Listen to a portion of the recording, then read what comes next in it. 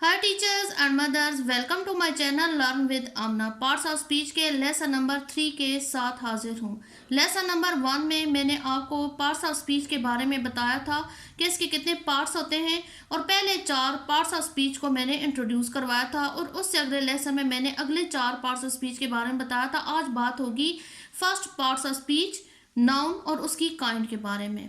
Video start करने से पहले अगर आपने मेरे चैनल को सब्सक्राइब नहीं किया तो सब्सक्राइब करें, बेल आइकन को लाजमी हिट करें ताकि हर नई आने वाली वीडियो का नोटिफिकेशन आपको मिलता रहे। So now let's start parts of speech, lesson number 3, noun. Noun की डेफिनेशन मैंने पहले बता दी थी, मैं दोबारा रिवाइज करना चाहती हूँ। Noun is a word used as the name of a person, place और अ थिंग। ये एक ऐसा वर्ड होता है जो कि एक शख्स, जगह या चीज़ के नाम को जाहिर करता है। आगे इसकी भी 5 काइंड्स हैं। There are 5 kinds of noun. Number 1 common noun, number 2 proper noun, number 3 collective noun, number 4 abstract noun and number 5 material noun. Number 1 common noun. A common noun is a non specific person, place or things. For example, city, man, flower, newspaper. Common noun एक ऐसा नाम होता है जो कि ख़ास नहीं होता है, एक आम शख्स, चीज़ या जगह के नाम को ज़ाहिर करता है। कॉमन नाउन के आगे से 2 काइंड्स हैं, काउंटेबल, अनकाउंटेबल। जैसा कि नाम से ज़ाहिर है, काउंटेबल कि वो चीज़ें जिनको गिना जा सकते हैं। For example pen, copies, books. जैसे कि 2 पेन्स, 3 कॉपीज़, 4 बुक्स, इनकी गिनती मुमकिन है। जबकि मिल्क, वाटर, ऑयल, गोल्ड, इनको गिना नहीं जा सकता, तो इनको अनकाउंटेबल नाउन की कैटेगरी में रखेंगे। Number 2 proper noun. A proper noun is a specific person, place और थिंग्स। ये नॉन स्पेसिफिक थिंग्स थी और ये स्पेसिफिक थिंग्स यानी कि खास शख्स या चीज़ या जगह के नाम को जाहिर करता है। इसकी कंफ्यूजन आप इस तरीके से भी दूर कर सकते हैं। एक टेबल बनाएं, एक साइड पे आप कॉमन नाउन्स लिखें। For example floor, man, newspaper, river, sea, pen.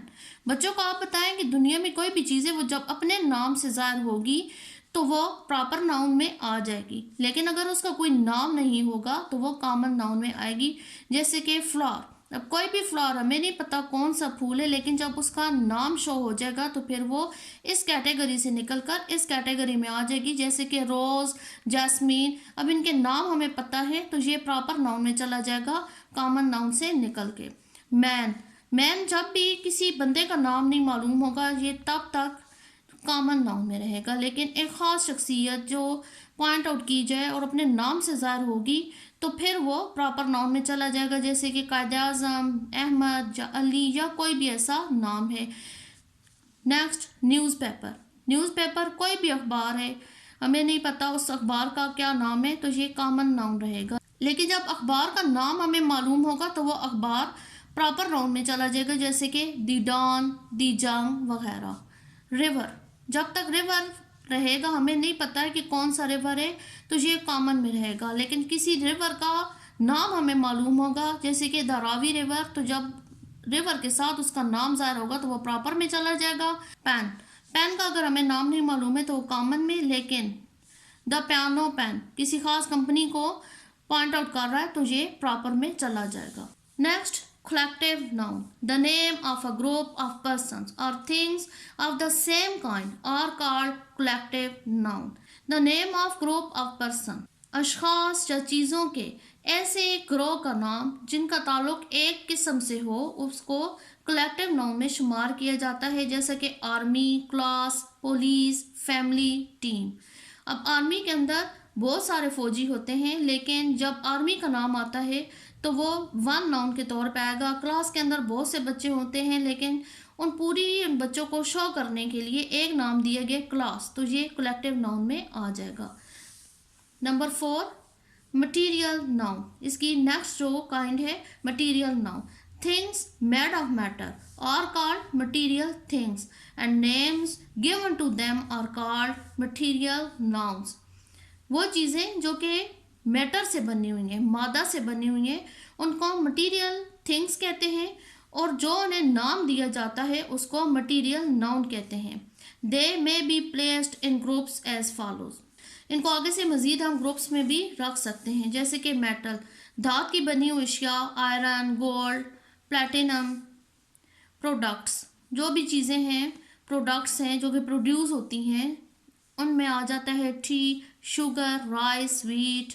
Geological जो थिंग्स होती हैं जैसे कि mud, sand, rocks. Natural phenomena, rain, dew, cloud.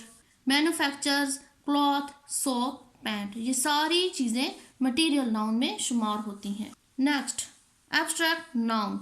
The name of states, qualities और action are called abstract noun. हालतों, खूबियों और एक्शंस यानी कि जो काम होते हैं, जो हमारे तासुरात होते हैं, उनकी जो कैटेगरी होती है उसको एब्स्ट्रैक्ट नाउन में रखा जाता है। स्टेटस, जैसे कि स्टेट्स, चाइल्डहुड, ये एक हालत है उम्र की, ज़िंदगी की एक हालत है। पॉवर्टी, स्लीप, यंग, ये जो भी हालतें इंसान के ऊपर आती हैं, इस तरह के जो भी अल्फाज हैं वो एब्स्ट्रैक्ट नाउन में शामिल किए जाते हैं। क्वालिटीज़, जो भी इंसान के अंदर क्वालिटीज़ आएंगी वो भी इसके अंदर शामिल होंगी, जैसे कि ब्रेवरी, डार्कनेस, हार्डनेस। एक्शन, जो हमारे जज्बात होते हैं और उन जज्बात को हम किसी तरीके से शो करते हैं, उन जज्बात को भी एब्स्ट्रैक्ट नाउन में रखा जाता है, जैसे कि हैट्रेड, लॉटर, लव। इनका ताल्लुक जज्बात से है तो ये भी एब्स्ट्रैक्ट नाउन में आएंगे। नाउन की जितनी भी काइंड्स थी वो मैंने इधर डिस्कस कर ली है। अब वक्त आता है एक्टिविटी का। एक्टिविटी लाजमी होती है ताकि हमें पता चलता रहे कि हमें समझ कितनी आई है। Read and separate the all kinds of noun. Meat, class, family, book, Pakistan, love, army, beauty, Urooj, copy. अब हम इन नाउन्स को पढ़ेंगे और उनको मुख्तलिफ कैटेगरी में रखेंगे। For example, meat, meat product है तो इसलिए इसको रखेंगे हम मटीरियल नाउन में। क्लास, क्लास ग्रुप को ज़ाहिर करे तो ये कलेक्टिव नाउन में आएगा। फैमिली भी ग्रुप को ज़ाहिर कर रही है तो ये भी कलेक्टिव में आ जाएगा। बुक, बुक का नाम हमें नहीं मालूम है तो इसलिए ये कॉमन में आएगा। पाकिस्तान, मुल्क का नाम हमें मालूम है तो ये प्रॉपर में आ जाएगा। लव, एक एहसास का नाम है, एक्शन का नाम है तो ये आ जाएगा एब्स्ट्रैक्ट नाउन में। आर्मी, ग्रुप को ज़ाहिर कर रहा है तो ये आ जाएगा कलेक्टिव में। ब्यूटी, कैफियत को ज़ाहिर कर रहे हैं तो ये आ जाएगा एब्स्ट्रैक्ट में। उरूज, लड़की का नाम है जो कि मालूम है हमें तो ये प्रॉपर में आ जाएगा। और कॉपी, नाम हमें मालूम नहीं है तो ये कॉमन नाउन में आ जाएगा। आई होप आपको नाउन और उसकी काइंड्स के बारे में अच्छे तरीके से समझ आ गई होगी। इसके मज़ीद जो काइंड्स हैं वो अगले लेसन में मैं डिस्कस करूँगी। मेरे साथ रहिएगा। Thanks for watching.